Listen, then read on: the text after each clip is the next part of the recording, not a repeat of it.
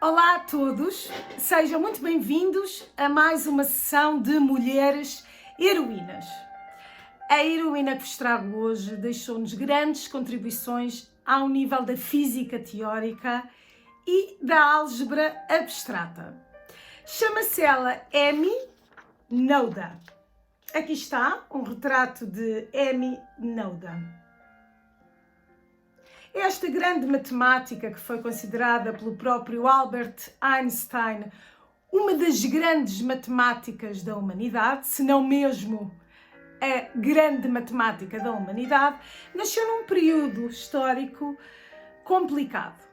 Nasceu a 23 de março de 1882, no Reino da Baviera, na Alemanha, e depois veio a falecer a 14 de abril de 1935, nos Estados Unidos da América. E isto mostra-nos já aqui o período conturbado que ela viveu e o porquê também do seu destino final nos Estados Unidos da América. Estávamos a vivenciar, neste período, a humanidade estava a vivenciar a Primeira Guerra Mundial e também muitos movimentos revolucionários, fins de monarquia, instaurações de repúblicas, como vimos também na sessão passada com a Carolina Beatriz Ângelo, que atravessou todo esse período, e as manifestações, as lutas pelos direitos e deveres das mulheres. Portanto, este é todo o enquadramento histórico que ela está a viver e que eu irei abordar ao longo daqui do percurso de vida desta grande matemática e das suas contribuições no mundo. Ela vem de uma família com genes matemáticos, por assim dizer. O seu pai era o matemático Max Noether. O seu pai teve um percurso de vida também um pouco difícil, porque aos 14 anos contraiu poliomielite, portanto a paralisia infantil, e ficou sem mobilidade. Mobilidade essa que depois recuperou, mas ficou sempre com uma espécie de deficiência numa das pernas. E mais tarde, na fase final de vida, isso afetou-o. Então, o pai de Amy é matemático e leciona na Universidade de Erlangen,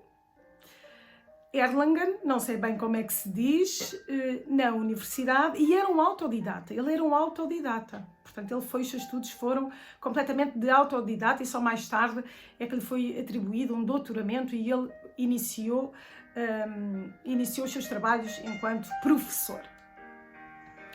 Os seus irmãos também tinham este gene matemático, este gene científico. Eram três irmãos. Ela era a primogênita, a Amy, e um deles doutorou-se em Química, outro dedicou a sua carreira à matemática aplicada e do terceiro pouco se sabe, era doente crónico e pouco se sabe, poucos registros existem. Ora bem, Amy teve uma educação típica da época, uma educação voltada para a vida doméstica, aprender a limpar, a cozinhar, a bordar, aprendeu piano também, apesar de não estabelecer ali uma conexão, uma ligação com um instrumento musical, e aprendeu línguas. E aí distinguiu-se, aprendeu a falar fluentemente inglês e francês. E quando está a continuar os seus estudos, quando está nesta fase, faz umas provas, das quais tirei excelentes notas, e é-lhe sugerido então, é-lhe dada a possibilidade, a habilitação de poder dar aulas de línguas em universidades, em escolas, mas apenas para meninas. E portanto aqui vemos já o enquadramento que ela estava a vivenciar, ela e outras mulheres. Portanto, ainda não existiam escolas, universidades mistas, estavam a começar, eram os primórdios, digamos assim. E ela acompanha esta passagem. E acompanha precisamente no momento em que faz a sua escolha e decide não se tornar professora de línguas em escolas para meninas. E decide, não, eu vou continuar os meus estudos. Portanto, vemos que ela estava também, não é influenciada, mas entusiasmada e pretendia ser uma das pioneiras destes movimentos das universidades mistas. E foi o que fez. ela escolheu ingressar na faculdade, na Universidade de Erlangen, naquela que o pai lecionava, decide frequentar e de entre 1000 alunos só existiam 2 mulheres. Portanto, isto são os primórdios das universidades mistas. 2 mulheres que eram olhadas de lado, claro, e ela era uma delas. Este acesso, no entanto, não era um acesso normal. Ela não podia assistir a todas as disciplinas. Não lhe era dado esse direito. Portanto, ela ingressou na faculdade, na universidade, mas não poderia assistir a todas as disciplinas e teria de pedir uma autorização especial a cada professor para poder assistir às aulas. E assim foi pedindo e, portanto, foi-se formando. E apesar de todos estes obstáculos, ela graduou-se em 1903. E graduou-se e fez muito bem, porque a partir daqui todos os seus trabalhos ganham uma outra dimensão. Ela, nesse preciso ano, em 1903, no inverno de 1903 e 1904, decide então ingressar noutra universidade para aprofundar os seus estudos. A Universidade de Nottingham. Não é Nottingham, é Nottingham. A Universidade de Göttingen, desculpem, os nomes às vezes são um pouco confusos, Göttingen, e com professores de referência. E felizmente nessa altura em que ela faz esse aprofundamento, as restrições do acesso às mulheres na faculdade cessam, e então ela decide mesmo aprofundar os estudos em matemática e volta para a universidade onde estava. E é aí que vai defender a sua tese. E a sua tese são os primórdios, são os primórdios dos grandes trabalhos que nos deixou, dos grandes artigos e do conhecido teorema de Noether. A sua tese, sob a orientação de Paul Gordon, ou Paul Gordon, não sei bem como é que se pronuncia, sob a orientação, denomina-se Sistemas Completos de Invariantes para Formas Biquadráticas Ternárias.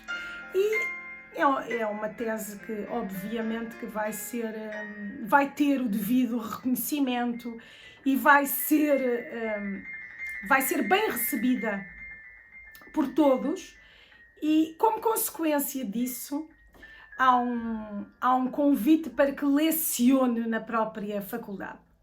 Lecione na própria universidade, onde o pai, como vos disse inicialmente, também lecionava.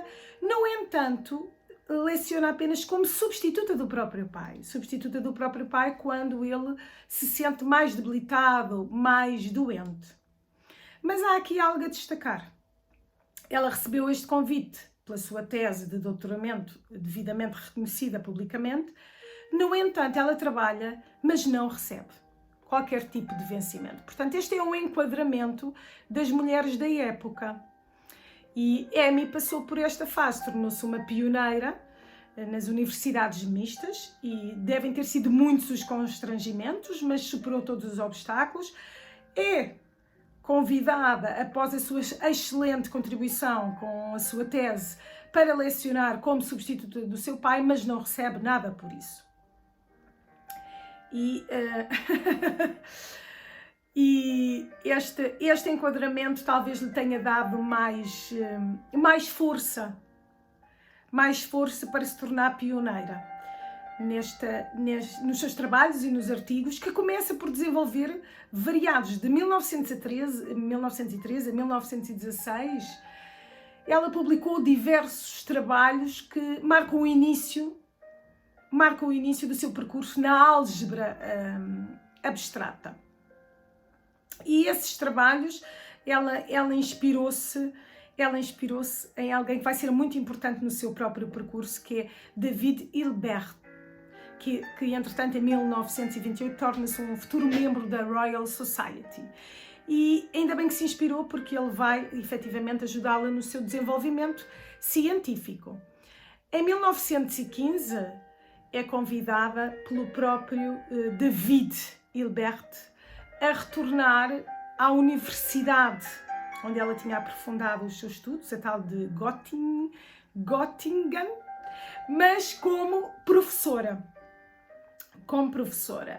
Mas, claro que todo este convite é muito controverso, porque apesar de já estarmos numa fase em que era assumido, entre aspas, o ensino misto, todos os professores, grande parte dos professores de diferentes departamentos, nomeadamente filosofia, vão opor-se a este convite dela enquanto professora.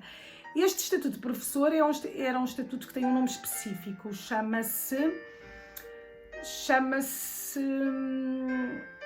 Eu tenho que procurar aqui o nome porque é um nome específico, é um Privatdozent. Não sei se é assim que se diz. É um estatuto específico, é um título das universidades de língua alemã, em que é obrigatório esta passagem para depois se obter a cátedra. E, portanto, ela continua sem ter acesso a vencimento, mas já começa a fazer aqui o seu percurso. Portanto, ele apedrinha nesse sentido para o seu percurso catedrático, enquanto professora universitária. Como vos disse, membros de outros departamentos da universidade vão opor-se e vão dizer como é que é possível, porque aqui estamos em plena Guerra Mundial, 1915, que termina em 1919, a 11 de novembro de 1919, terminou a Primeira Guerra Mundial, no dia de São Martinho, e... estamos nesta fase e eles usam o argumento de os nossos soldados foram combater, os nossos homens soldados foram combater para a guerra e agora chegam e têm uma mulher a lecionar. E era a mentalidade da época, nós temos sempre que ver a mentalidade, à luz da mentalidade da época. Infelizmente que já há progressos nessa mentalidade, ainda que não totalmente. Mas eles já existem, já há muitos progressos nesse sentido. David, portanto, como vos falei, David Hilbert, de futuro membro da Royal Society, que está aqui a apadrinhar o desenvolvimento académico enquanto professora de Amy Noether, responde, e esta é a citação que passa a dizer: não vejo como o sexo da candidata possa ser um argumento contra a sua admissão como Privatdozent, como professora neste caso especial que vos falei. Além disso, estamos numa universidade e não estamos na casa de banho.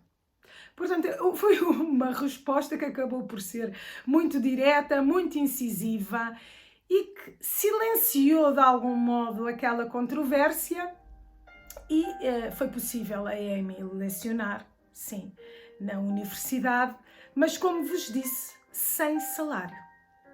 Portanto, continuou sempre esta questão. Nós vemos que ela se destaca pelo seu brilhantismo na matemática, com as suas teorias, teses e artigos, mas continua sempre sem ser remunerada pelo seu trabalho. E nesse sentido, ela nem sequer era apresentada como professora. Não, ela era apresentada como assistente de David Hilbert. E foi nesta fase que ela desenvolveu, que ela provou o seu teorema hoje conhecido como Teorema de Noether, que é considerado tão importante para a matemática como o próprio Teorema de Pitágoras. E este teorema mostra que a lei de conservação da energia está associada com a simetria de um sistema físico. E foi isto que ela comprovou com o seu teorema. Os progressos das suas investigações desenvolveram-se muito nesta fase e serviram de base para aquilo que depois foi apresentado nos anos seguintes. No entanto, todo este período foi marcado por uma situação familiar muito tensa. Numa primeira fase, numa primeira instância, porque ela continuava sem receber salário, e depois porque a própria mãe veio a falecer. A mãe veio a falecer e o seu pai fica tremendamente doente. Portanto, é nesta fase que o seu pai fica muito débil, perde a mãe, e um dos seus irmãos, entretanto, alista-se na guerra, na Primeira Guerra. Portanto, é este o ambiente que se está a viver E reparem que ela é de origem alemã, portanto, ela acompanha estes primórdios e é um ambiente muito pesado. Muito pesado. Mas ela continua, todas estas circunstâncias acabam por lhe moldar a personalidade, no sentido de se dedicar ao seu trabalho afincadamente, com grande qualidade. E felizmente chega o ano de 1918, 11 de novembro de 1918, e acontece o fim da Primeira Guerra Mundial. E esse período específico marca uma fase também que é considerada a Revolução Alemã. A Revolução Alemã pauta-se, nós vimos com a Carolina Beatriz Ângelo, vimos que houve a implantação, a queda da monarquia e a implantação da República, não é? E esta é a fase aqui também, 18-19, a Revolução Alemã, em que há a abolição da monarquia e a implantação da República. E esta fase contribuiu, como nós vimos na Carolina Beatriz Ângelo, contribuiu para alguns direitos das mulheres serem implementados. Não todos, mas houve um progresso nesse sentido e a Amy teve ajuda e teve reconhecimento. Portanto, a universidade permite nessa fase o ingresso de Amy completo na universidade, e mesmo o ministro da Ciência, da Arte e da Educação da Prússia confere-lhe o título de professora associada. Portanto, nós vemos aqui a comunidade científica a trabalhar em conjunto, após alguns direitos garantidos, para ajudar na progressão da carreira de Amy Noether. No entanto, apesar destes pequenos avanços e de reconhecimento do seu extraordinário trabalho, em que ela se distinguia dos seus pares, maioritariamente homens, ela continuava sem ser professora titular. E tinha direitos e funções administrativas limitadas. Portanto, continuava a acontecer isso. E ainda continuava sem ser remunerada. Portanto, é extraordinário, a persistência, o quanto isto não lhe deve ter desenvolvido o caráter, tantas adversidades. E ela mantém-se fiel e publica as suas obras, defende as suas obras. E nesse sentido, agora vou-vos falar um pouco dos 3 períodos das suas obras e depois da fase final conturbada com a ascensão de Hitler em 1933, que obrigou os cientistas génios da Alemanha e da Europa a procurarem refúgio, abrigo, proteção e trabalho nos Estados Unidos da América. Então vou-vos falar agora destes 3 períodos das suas obras.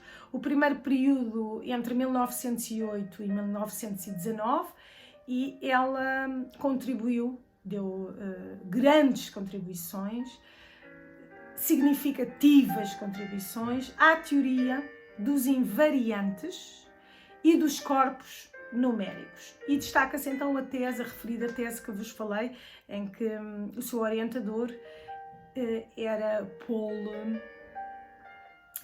o orientador que a fez desenvolver aquela referida tese. Na segunda época, entre 1920 e 1926, iniciou os trabalhos que mudaram a face da álgebra abstrata. E destaca-se o seu artigo, que passo a citar, a Teoria de Ideias nos Domínios dos Anais, que foi publicado em 1921. E depois há uma terceira época, já em 1927 e 1935, e nós vamos ver aqui esta fase final agora, a seguir 1927 e 1935, que publicou os seus principais trabalhos. Esta é a fase, digamos, do auge, sobre álgebras não comutativas e, reparem, números hipercomplexos. e também realizou a união entre a teoria das representações dos grupos com a teoria dos módulos e ideais.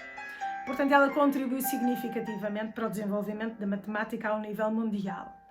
E à semelhança, e isto é fantástico, de Marie Curie, uma das mulheres heroínas que vos apresentei também recentemente, à semelhança, a Marie Curie não quis patentear as suas descobertas para que ficassem disponíveis para investigações futuras, e também Emmy Noether se pautava por esta generosidade e solidariedade com a investigação científica. Portanto, ela permitiu que os seus estudos fossem objeto de publicações de outros matemáticos.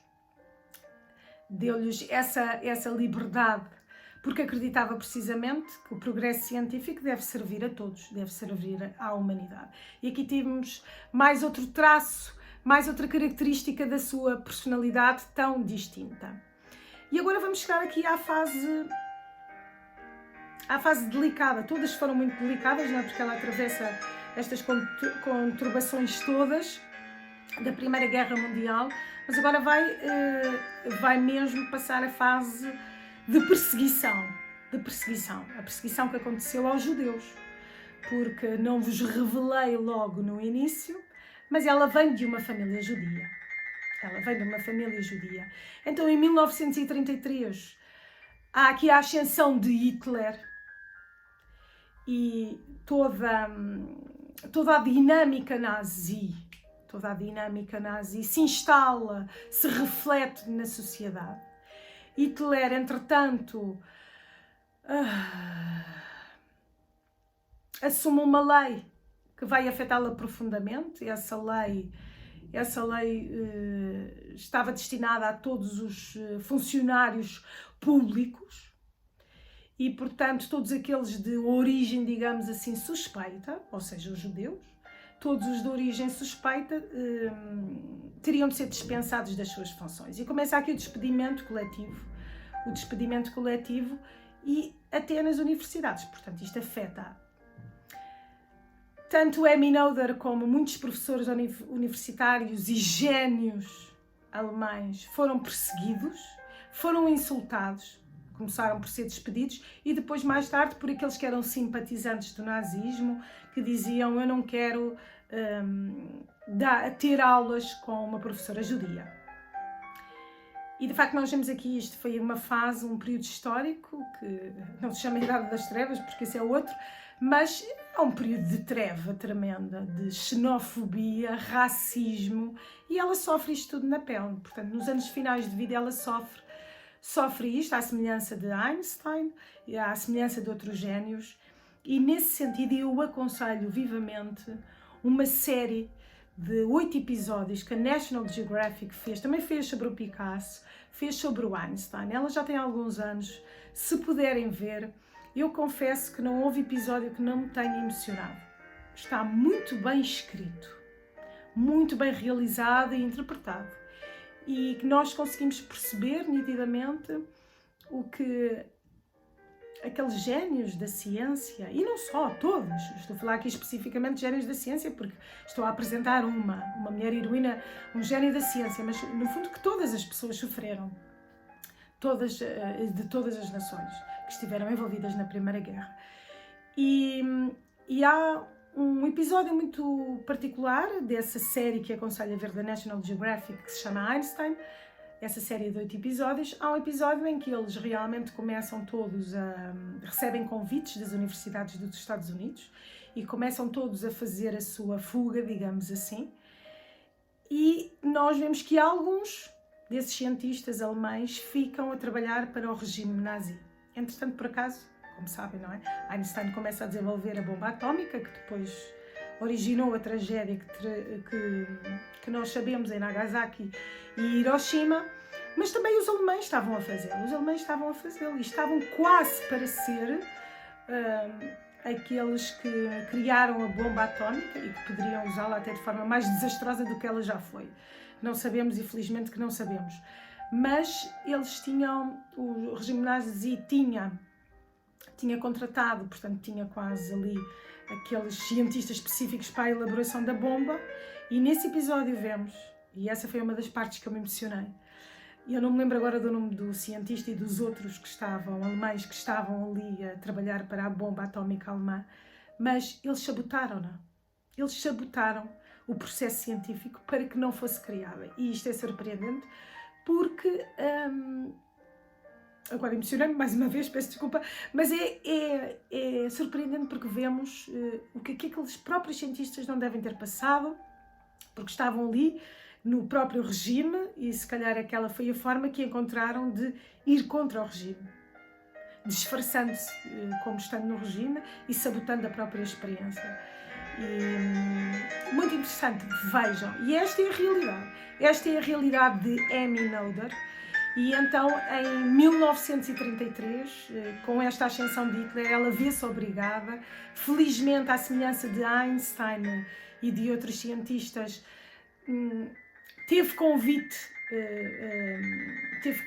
e é por isso que ela depois se muda para a Pensilvânia para desenvolver os seus estudos e para lecionar, mas já a receber salário, finalmente já a receber salário e a lecionar enquanto professora assumida, portanto, aquelas fases todas que ela passou. Mas foi um tempo que foi feliz, de certa forma, no sentido em que ela estava aliviada pelas condições envolventes, não é? Porque já não estava na Alemanha, já estava de certa forma aliviada e podia progredir nas suas investigações e estava acompanhada de vários colegas, apesar dela revelar que apesar dessa felicidade comparativamente ao que ela vivia na Alemanha, mesmo assim ainda existia muita diferença pelo facto dela ser mulher. Portanto, ainda estava muito... Essa mentalidade ainda era muito presente. Ela vivenciou ali a fase da transmutação. Aliás, continuamos a viver essa fase de transmutação. Foi um período curto, 33 a 35, porque ela veio a falecer a 14 de abril de 1935, porque é nessa fase que descobrem que ela tem um tumor no quadril. Ela tem um tumor e ela é submetida a uma cirurgia. E quando é submetida a essa cirurgia, descobre-se, entretanto, quistos no útero, mas pensa-se que eram benignos, mas não se chega a operar esses quistos, só operam o quadril, e tudo indica que ela vai recuperar bem e que a cirurgia correu bem, mas decorrido, penso que 2 dias, ela desfalece, desmaia com uma febre altíssima de 42 graus e veio a falecer e julga-se que por infecção generalizada. É o que se acredita. Portanto, falece cedo, mas sempre faleceu num ambiente mais condigno para o seu gênio. E ela é o reflexo, e como vimos com Carolina Beatriz Ângelo, e como vamos ver com a próxima mulher heroína, é o reflexo de uma pioneira, de um gênio, claro, mas de uma pioneira e que, independentemente de qualquer obstáculo, mantém-se fiel ao seu propósito de vida. E estas mulheres ensinam-nos tremendamente sobre propósito de vida e sobre estar para além das circunstâncias da sociedade e do cotidiano. E a matemática, nesse sentido, a álgebra, é viver em completa abstração. E ela vivia a sua mente, certamente que nos períodos mais intensos, mais duros, viajava pelo reino do abstrato. Finalizei aqui esta minha apresentação acerca de Amy Noether, mas deixo-vos já aqui a ideia de que na próxima sessão irei desenvolver os direitos humanos com Eleanor Roosevelt. Portanto, não percam a próxima sessão de Mulheres Heroínas e também continuem a acompanhar mitologia grega e as origens do teatro, porque irei introduzir a tragédia. Muito obrigada por nos acompanharem e tudo de bom nas vossas vidas.